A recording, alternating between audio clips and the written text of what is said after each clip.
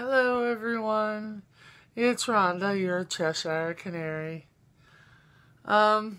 This best sums it up.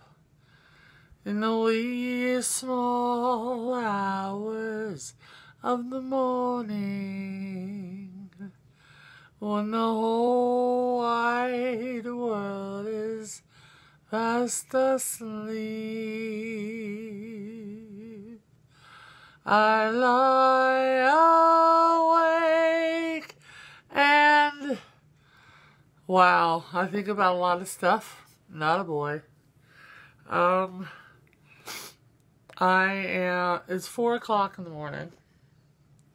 I've actually been up a couple of hours, having difficulty falling back asleep.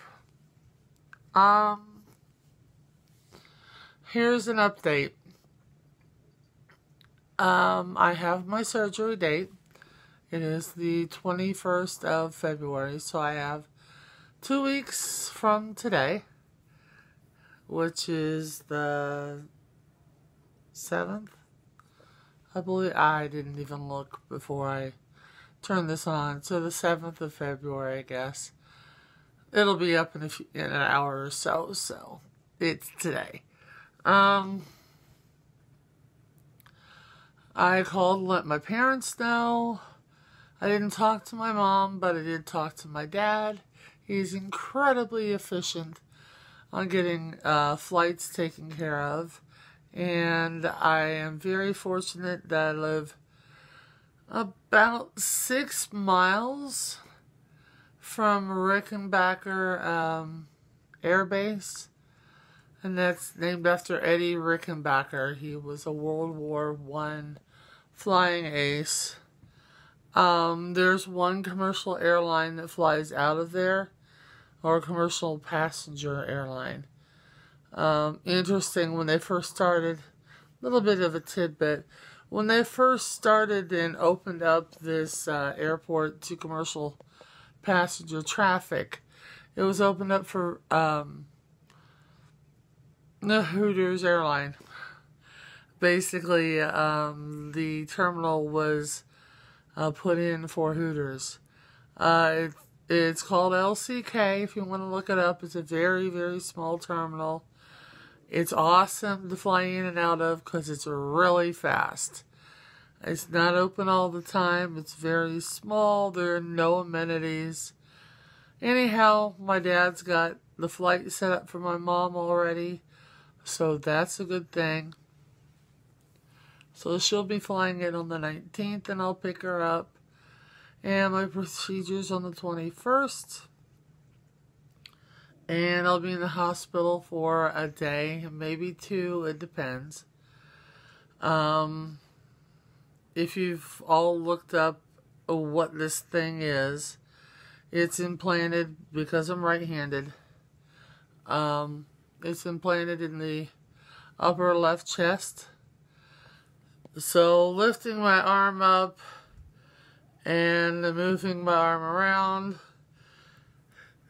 is going to be a very slow recovery. They work with you as far as getting your arm moving around. They don't want the leads that go directly to your heart to get jostled or anything. So, anyhow, and I'll make my surgeon understand that I do use my left arm quite a bit. This does keep me from playing my instrument, because my trombone is just under 20 pounds, and 20 pounds is the weight limit for for lifting for a while. So about all I get to do maybe is sing. I've contacted both of my directors. I heard back from both, and they just want me to get well. The one said, come in and sing if you feel comfortable. I don't want to do that until after surgery, because quite frankly, I just don't want to get used to it and then go in for surgery and being gone again. I did enough of that dropping the ball for as far as reliability is concerned for both of them enough. So I don't want to do that anymore.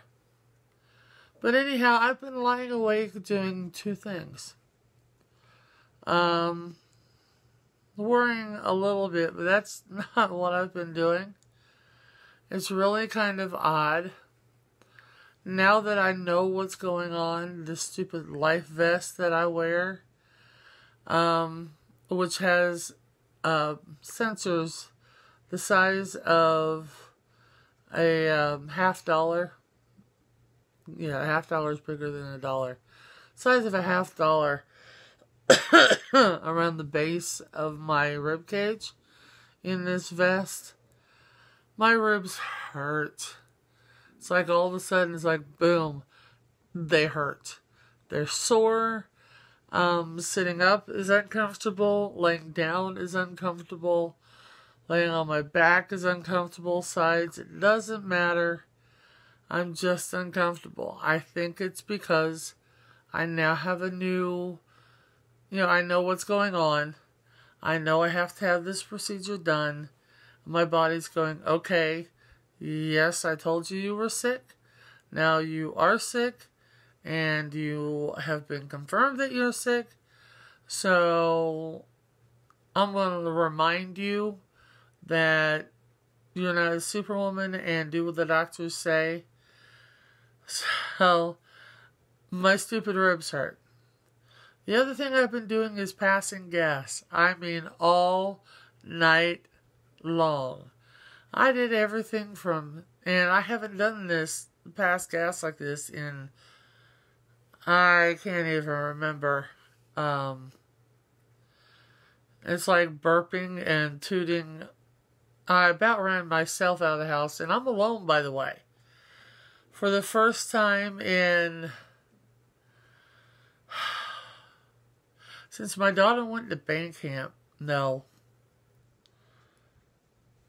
since she went to Disney, I am alone in my house, safe and secure, just me and the cats. Because she's out having a sleepover. They don't have school tomorrow. It's teacher and service day. So, one of her besties had a sleepover for the trumpets, and I guess they watched Phantom of the Opera. I warned her, don't, make sure you're awake, don't get too comfortable.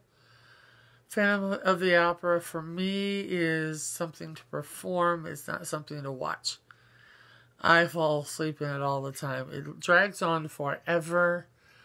There's not an emotional change in it, but it's really a pleasure to perform.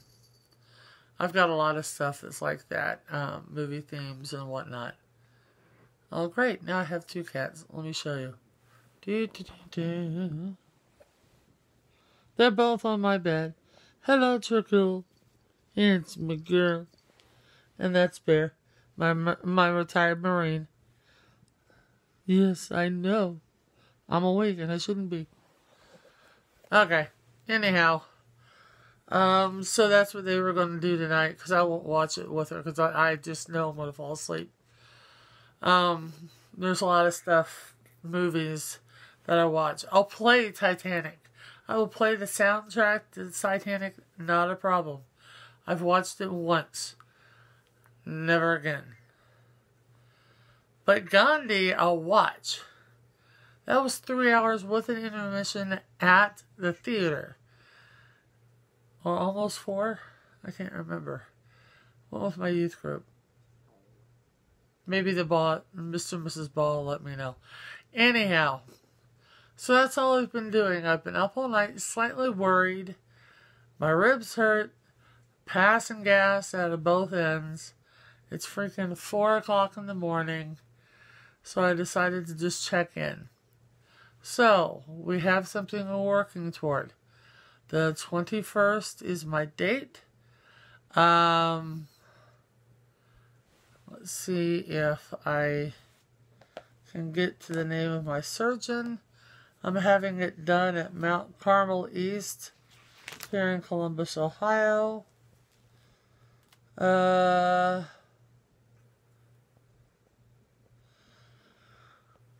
Laura Gravlin is doing the procedure. Her focus is women's heart health. She looks young. Now that I've been sick, there are some of the doctors I've dealt with that are very definitely my junior. So that's been a wake-up call as well. So that's interesting. I've been reading up on her. She's got great credentials, a great track record. She went to Brown at one point. She went to Tufts. She's really good at what she does. So I'm excited about that. So I know I have a competent physician that's going to be doing the surgery. That's all good. I know my mom's coming, which is amazing. I know I have the love support of my family. If any of my family watches this, contact my brother, let him know what's going on, and tell him once again that I love him. And congratulations on his son turning 18 shortly after my daughter did. We were all pregnant at the same time. Myself, my former daughter-in-law, and my sister-in-law. It was really funny. That's a story for some other time. So anyhow, that's what I've been doing. I've been up in the wee small hours of the morning. Farting. Go figure. So anyhow, I told you I'd be bringing you along in my journey. It's going to be an interesting ride. I should have a phone call next week from the pre-op nurse. The only thing I'm going to have to do is probably contact her to see if any of my meds will change, because I need to refill my meds this week. And I hate refilling them and then they change something. So, anyhow, I'm rambling, but it is 4:22 in the morning. Love you all. I will keep you apprised of my situation. Let you know what's going on as soon as I do. Take care, and please remember, keep smiling. Bye.